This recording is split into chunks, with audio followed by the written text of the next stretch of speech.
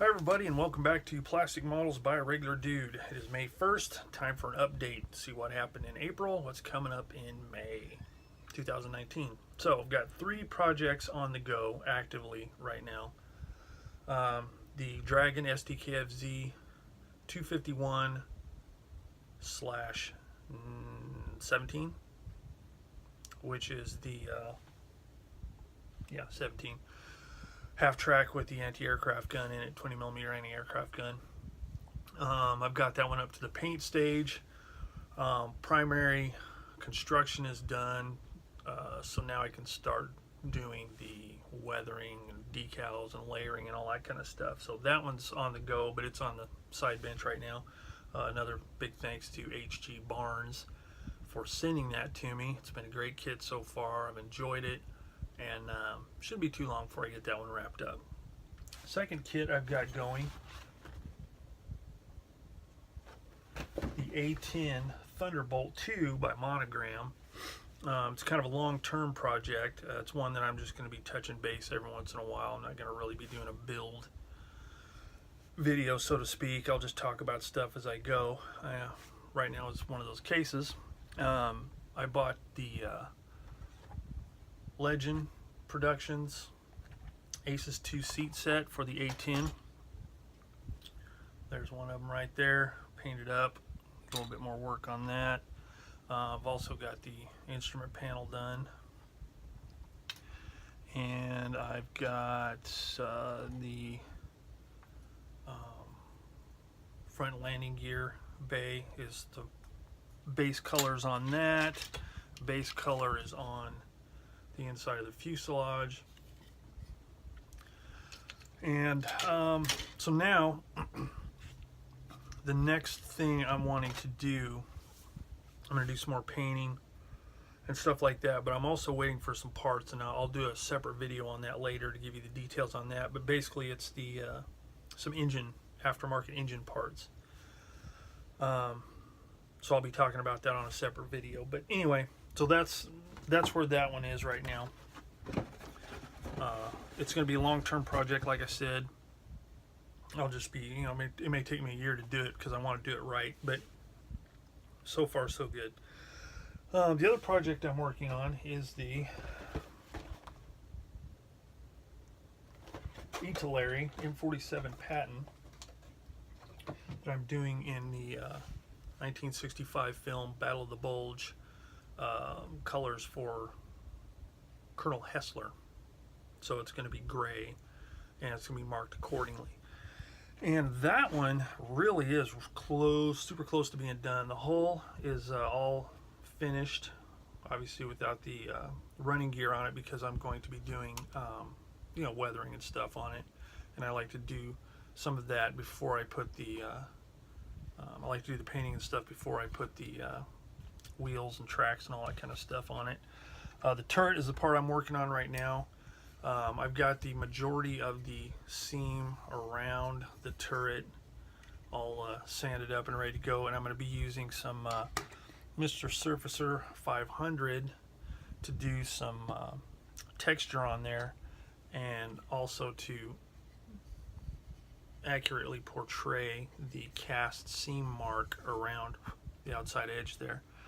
So that's where that kit is. So that one's coming along nicely. It shouldn't be too much longer before that one's completed, because I'm not going to get real crazy with weathering and stuff like that on it.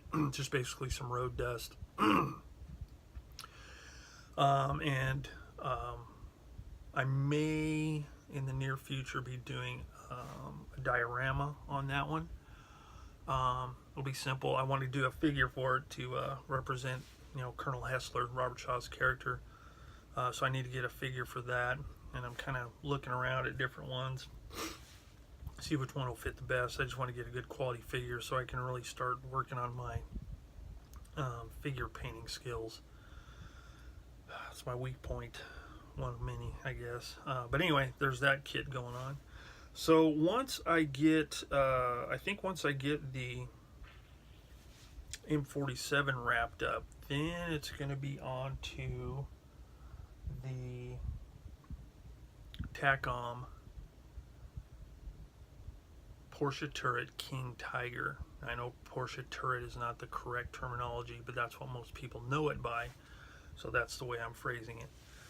I'm looking into some Zimmerit for that, and I'm going to be doing another video on that as well, on how I'm searching for aftermarket Zimmerit for it, because there's the only aftermarket Zimmerit I can find for the Tacom Porsche Turreted King Tiger.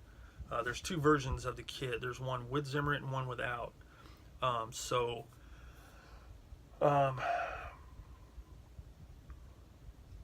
be going over that. I've got some stuff lined up, kind of.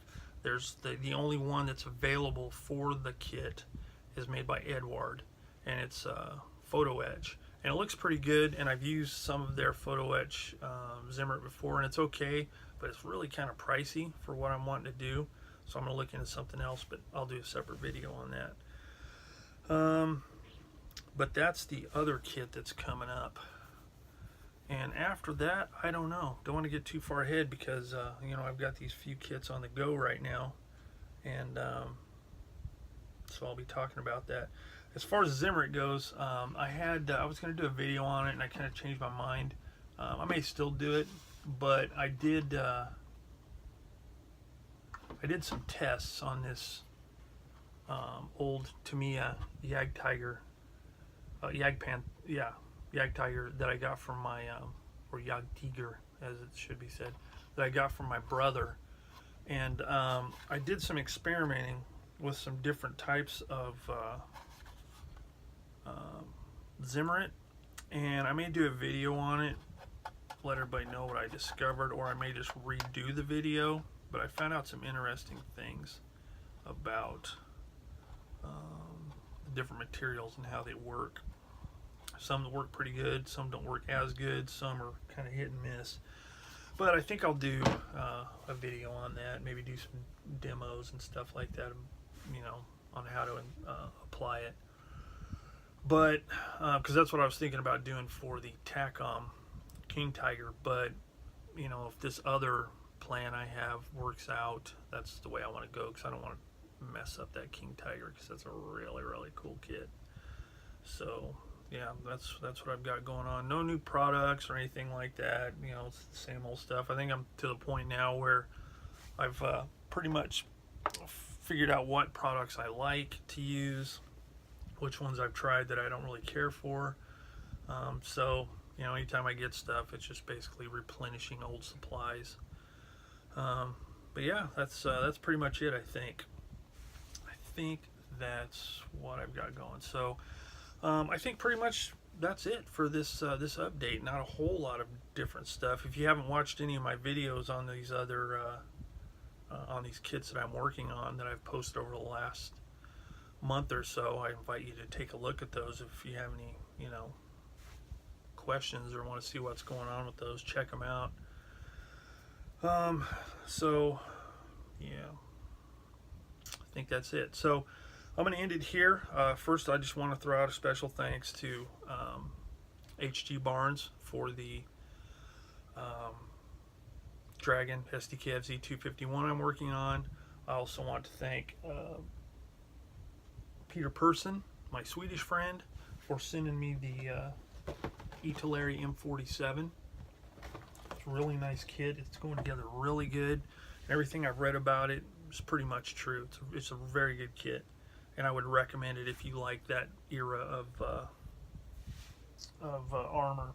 The kit, you know, it's old, but it's held up really well. So again, thanks again, Peter Persson. I appreciate it. And then last, since I mentioned it, the Tacom King Tiger, thanks again, Patrick Schaefer, for that. That was a huge gesture, and I really appreciate it. And rest assured, I'm going to be building that real soon, and I'm going to really do a bang-up job on it. And last but not least, I want to thank my pop for giving me this years ago. As I mentioned in other videos about it, it was his favorite aircraft. He bought it for me, and I just had never got around to building it, so now I'm going to build it for him. He's done passed already, but you know, it's kind of a memory of my pop. So that's it for the beginning of May. the April recap. So as always, if you have any questions or comments or just general stuff to say, post them in the comments below, and I'll really try to get back to you as quick as I can, answer any questions you might have. So thanks again for watching Plastic Models by a Regular Dude, and I will see you all later.